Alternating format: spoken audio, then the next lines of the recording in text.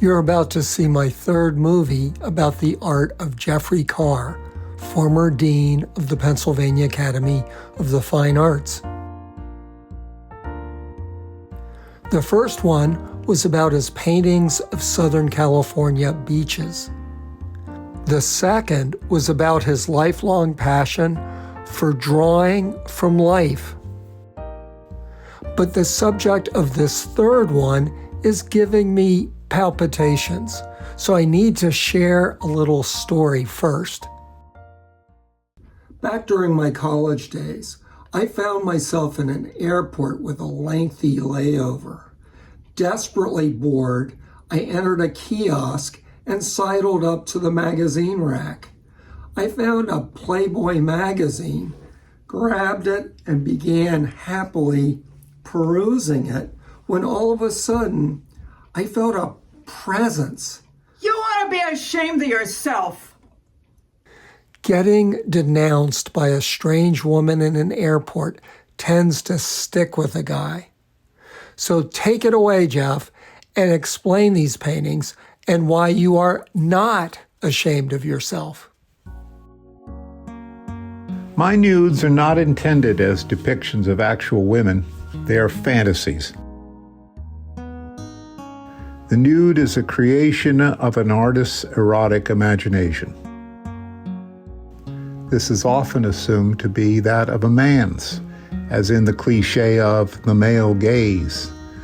However, the female nude exists in the erotic imaginations of both men and women, and is the subject matter for artists of all genders. The sources are in art history and the soft-core nudes of popular culture. Years ago, I painted from living models in the studio. Now, I paint from photographs of models posed in conventional decorative interiors that mimic the look of more traditional nude paintings.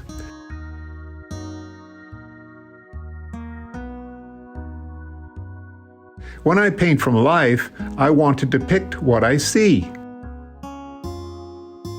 But when I paint from photographs, I feel much freer to just invent. I was trained as an artist in the painting traditions of early modernism. My role models were Matisse, Bonnard,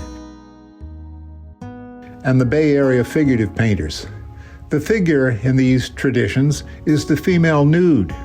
And I loved the pin-up girls of art history, Titian, Rubens, Boucher, Renoir, Klimt, Sheila, and the rest. My nudes are grounded in these traditions. But at the same time, I grew up with the illicit, the airbrushed, and the highly stylized, glamorous nudes of Playboy magazine. These nudes were more openly sexual than the standard pinup girls. And they are the direct descendant of 19th century academic nudes by Jerome or Bouguereau. Sexuality is a very charged topic in contemporary art. Few painting subjects are more controversial than a beautiful young female nude.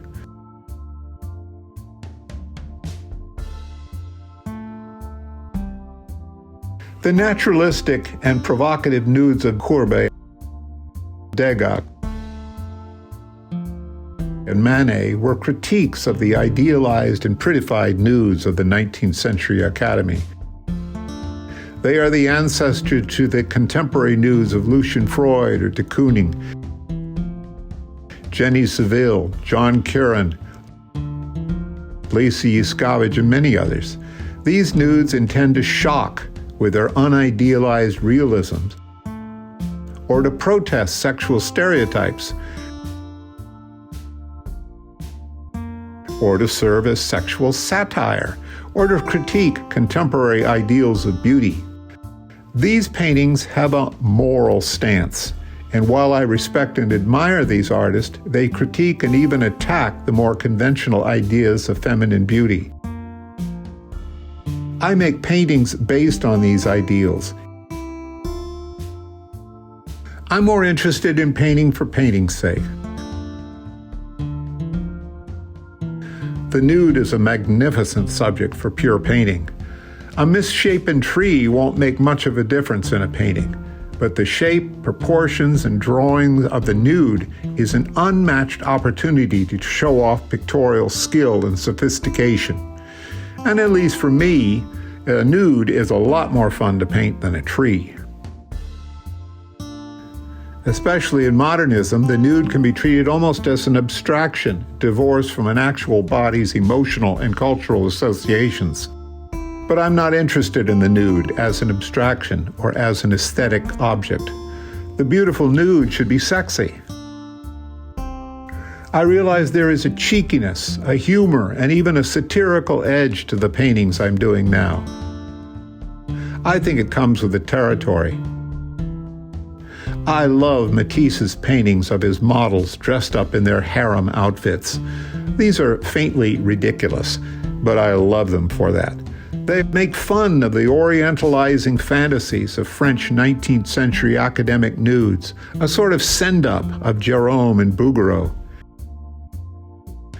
Similarly, my nudes can be seen as an affectionate send-up of the camp sexuality of internet nudity and Playboy magazine.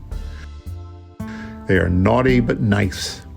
To be taken as playful, fun, joyous, and maybe even a little bit silly.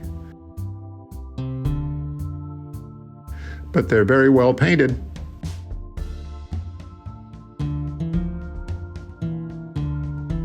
So Jeff has made a good case for not being ashamed of doing these paintings. Clearly, he has given us a lot of context from art history and popular culture